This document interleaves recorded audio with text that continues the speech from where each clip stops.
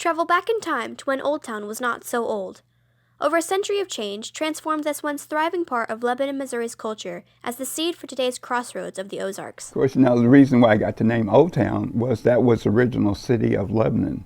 Like I said, the house that we eventually moved into, I think, belonged to the mayor at one time. But when the Frisco Railroad came through, they put the tracks where it is located now. Old Town has a bad reputation. Itself in general was a very nice place to be. So the city of Lebanon actually moved from that area because Main Street is in Old Town. I was born here. We used to live on Main Street before our house burned. That city actually moved by the railroad track, because of trade and commerce. And then that's when they gave that to the African Americans. My mom still lives down there. Yeah. And everybody knows my mom because she's been a fixture down there for 40-something years. And I'm sure they had redlining back in that time. Interesting. So that was the only area where African Americans could live.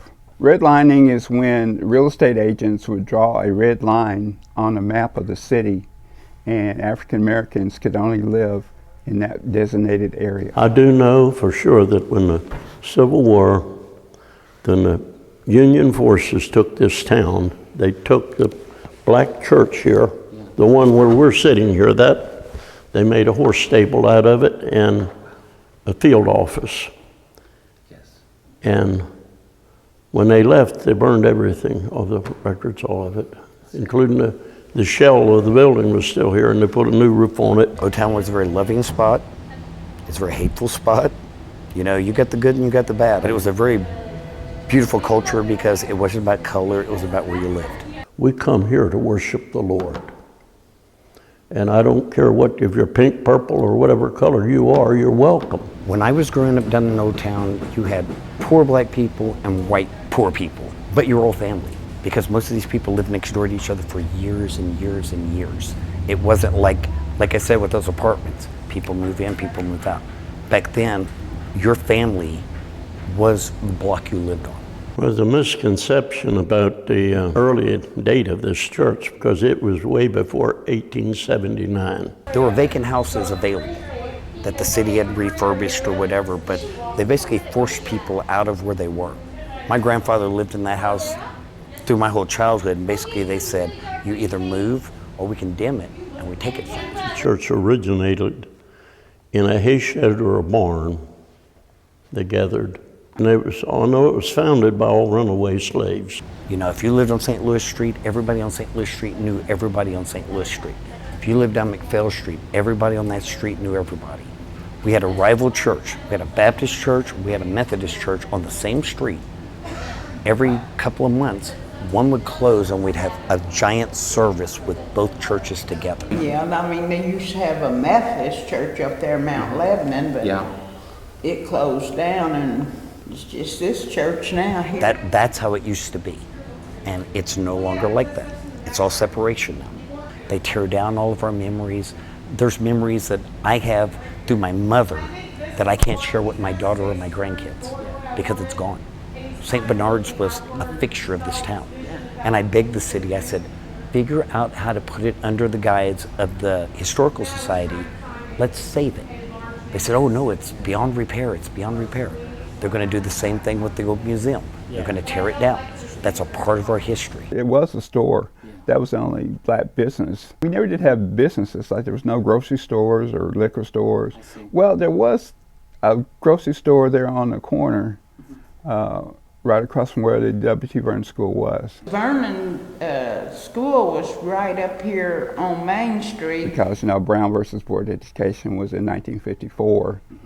And it took them a long time to get that implemented. The school integration really was smooth as far as getting the black students into the public schools. So there really was no problems like they had in Little Rock and other places. There's a lot of things people don't know about Lebanon that live here. It was fairly good. There were some issues though. This was the last, you might say, capital in Missouri of Ku Klux Klan, right here in this town. One of my friends, a little bit older than me, Leroy Dalton, was dating a white girl and actually had a cross burnt on his yard. And that's why the black people don't stay here. There's still so much racism. The Wall of Honor at the Civic Center. I was fortunate enough to introduce both W.T. Vernon And my mother. And like now, they got the Vernon T. Park is right there by my house. They need to know his achievements, the things that he did, and the fact that he was appointed by president for the U.S. Treasury Department. I mean, there's been very few white or black people from Lebanon appointed by president. And you think at the time period, early 1900s, that this happened, an African American from a very small city. Well, it wasn't the park then, it was the school. Okay.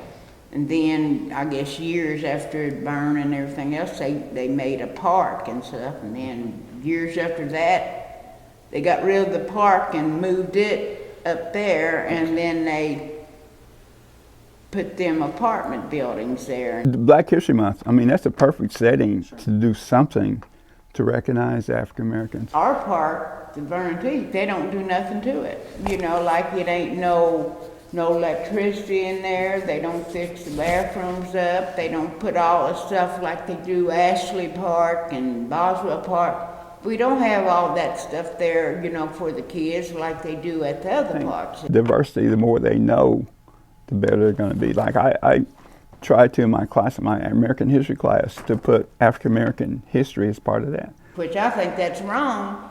If they're going to fix those parks, they ought to fix our park too. But if you integrate it into the actual instruction of the regular classes, people are going to learn a lot more about African American history. This town thinks more about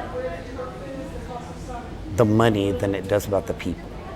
And they took Old Town and changed it. Now you've got those high rises down there. That's not what I grew up to.